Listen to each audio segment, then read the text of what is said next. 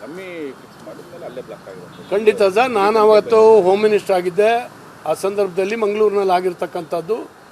ಶಾರಿಕು ಇವತ್ತು ತೀರ್ಥಹಳ್ಳಿಯವನು ಇಡೀ ಹೇಳಿದ 29,000 ರೂಪಾಯಿ ಅವನ ಅಕೌಂಟ್ನಲ್ಲಿ ಇದ್ದಂಥದ್ದನ್ನ ಮುಟ್ಟುಗೋಲು ಹಾಕ್ಕೊಂಡಿದ್ದಾರೆ. ಇದನ್ನೆಲ್ಲ ನೋಡಿದಾಗ ಭಯಭೀತಿ ಆಗ್ತದೆ. ಧರ್ಮಸ್ಥಳ ಪ್ರಕರಣ ನಿಮ್ಮೆಲ್ಲರಿಗೂ ಕೂಡ ಗೊತ್ತಿದೆ.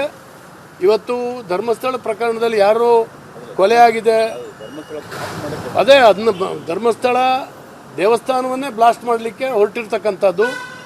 ಎಲ್ಲದರ ಹಿಂದೆ ಒಂದು ಭಯೋತ್ಪಾದಕರ ಜಾಲ ಇದೆ ಅನ್ನುವಂಥದ್ದು ಇತ್ತೀಚೆಗೆ ಎಲ್ಲರಿಗೂ ಕೂಡ ಗೊತ್ತಿದೆ. ಇದಕ್ಕೆ ಸರಿಯಾಗಿ ಈ ನಗರ ನಕ್ಸಲರು ಕೂಡ ಇದನ್ನು ಜಾಲವನ್ನು ಸರಿಯಾದಂಥ ಒಂದು ಕತೆ ಕಟ್ಟಿ ಏನೋ ಒಂದು ಮಾಡಲಿಕ್ಕೆ ಹೊರಟಿದ್ದಾರೆ. ಹಾಗಾಗಿ ಈ ಬಗ್ಗೆನೂ ಕೂಡ ಸರ್ಕಾರ ಎಚ್ಚರಿಕೆಯಿಂದ ಡೀಲ್ ಮಾಡಬೇಕು. ಇದರಿಂದಕ್ಕೆ ಭಯೋತ್ಪಾದನಾ ಚಟುವಟಿಕೆಯ ದೊಡ್ಡ ದೊಡ್ಡ ಸಂಸ್ಥೆಗಳು ಇವತ್ತು ಕೆಲಸ ಮಾಡ್ತಾ ಇದ್ದಾವೆ ಧರ್ಮಸ್ಥಳದ ವಿರುದ್ಧ. ಧರ್ಮಸ್ಥಳ ಹಿಂದೂಗಳ ಒಂದು ಶ್ರದ್ಧಾ ಕೇಂದ್ರ ಮತ್ತು ಧರ್ಮಸ್ಥಳದ ಹೆಗಡೆಯವ್ರನ್ನ ಲಿಂಕ್ ಮಾಡುವಂಥ ಒಂದು ಪ್ರಯತ್ನ ನಡೀತಾ ಇದೆ. ಇದು ಖಂಡಿತವಾಗೂ ಖಂಡನಾರ್ಹ. ಇದು ಯಾಕಂದರೆ ವಿದೇಶಿ ಫಂಡಿಂಗ್ ಆಗ್ತಿದೆ ಅನ್ನುವಂಥ ಆರೋಪ ಕೇಳಿಬರ್ತದೆ. ಇದರ ಹಿಂದಕ್ಕೆ ಭಯೋತ್ಪಾದನಾ ಚಟುವಟಿಕೆ, ವಿದೇಶಿ ಫಂಡಿಂಗು. ನೀವು ಎಷ್ಟು ಜನ ಅಡ್ವೊಕೇಟ್ ಇದ್ದಾರೆ, ಅವ್ರಿಗೆ ಯಾರೆಲ್ಲ ಫೀಸ್ ಕೊಡ್ತಾ ಇದ್ದಾರೆ? 20-25 ಜನ ಅಡ್ವೊಕೇಟ್ ಕಾರ್ಯನಿರ್ವಹಿಸ್ತಾ ಇದ್ದಾರೆ. ಹಾಗಾಗಿ ಯಾರು ಫಂಡಿಂಗ್ ಮಾಡಿದ್ದಾರೆ? ಇದಕ್ಕೆ ಒಂದು ದೊಡ್ಡ ಜಾಲವೇ ಇದೆ.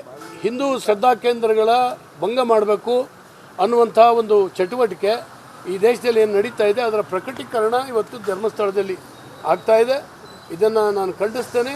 ಸರಿಯಾದಂಥ ತನಿಖೆ, ಯಾರು ಮುಸುಕುದಾರಿ ಬರ್ತಾ ಇದ್ದಾನಲ್ಲ ಅವನ ಹಿನ್ನೆಲೆ ಏನು, ಅವನು ಯಾರು ಎತ್ಕಟ್ತಾ ಇದ್ದಾರೆ, ಅವನಿಗೆ ಫಂಡಿಂಗ್ ಯಾರು ಅವರವರಿಗೆ ಮಾಡ್ತಾ ಇದ್ದಾರೆ, ಇವೆಲ್ಲವೂ ಕೂಡ ಬರಬೇಕಾಗಿದೆ. ಅವರಿಗೆ ಯಾರ್ದೋ ಕೊಲೆ ಆಗಿದೆ ಅದನ್ನು ಭೇದಿಸಬೇಕು ಅನ್ನೋದಕ್ಕಿಂತ ಧರ್ಮಸ್ಥಳದ ಅಭಿವೃದ್ಧಿಯನ್ನು ಹಾಳು ಮಾಡಬೇಕು. ಧರ್ಮಸ್ಥಳ ಗ್ರಾಮ ಇದು ಹೆಗಡೆಯವರು ಯಾರು ವೀರೇಂದ್ರ ಹೆಗಡೆಯವರು ಇದ್ದಾರೆ, ಅವ್ರನ್ನ ಇದಕ್ಕೆ ಲಿಂಕ್ ಮಾಡಬೇಕು ಅನ್ನುವಂಥ ವ್ಯವಸ್ಥಿತವಾದಂಥ ಪಿತೂರಿ ಏನು ನಡೀತಾ ಇದೆ, ಇದು ನಡಿಬಾರ್ದು. ಇದರ ಹಿಂದಕ್ಕೆ ಏನು ಜಾಲ ಇದೆ ಅದನ್ನು ಭೇದಿಸುವಂಥ ಪ್ರಯತ್ನ ಮಾಡಬೇಕು.